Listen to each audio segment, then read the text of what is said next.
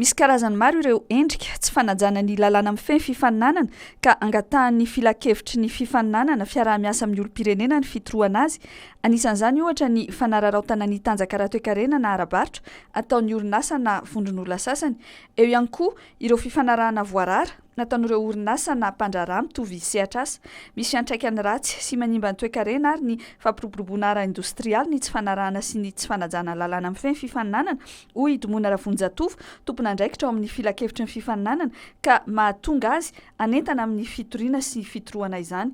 Niady amin'ireo fihetsika sy fombafomba tsy mandala ny fifaninanana no vontoatin'ny fanamariana ny andro iraisam-pirenena ho an'ny fifaninanana izay notanterahana teny Nosy androany alarobia.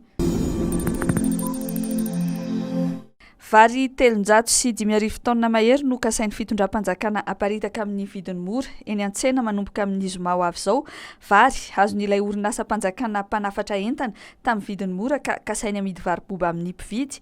Raha ny voalazan'ny taratasy fiantsoana mpamongady nataon'ity orinasa ity dia tsy tokony ohatran'ny 700 ny iray kapoaka amin'ny vary io, izany hoe 500 ariary ny kilao. Tsy tokony hakatombony mihoatra ny 3 ariary isaky ny vary raiky tapona 50 kilao ireo mpamongady miara-miasa amin'ity orinasa panjakana ity mba tsy hampitangana loatra ny vidim-bary eny amin'ny mpanjara. Vary noafarina avy any ivelany ity vary mora amidin'ny fanjakana ity ary ahitana vakim-bary hatramin'ny 520 isan-jato.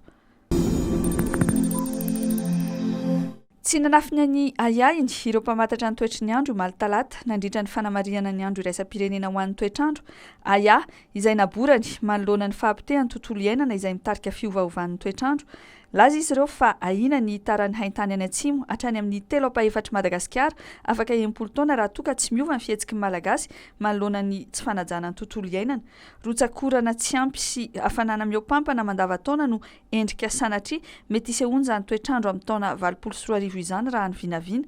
Mbola azo atao tsara nefa ny misoroka izany tranga eritreretina izany raha toa ka miara-misalany malagasy hiady amin'ny doroala sy ny doro-tanety ary anao izay hafany amin'ny fambolekazo.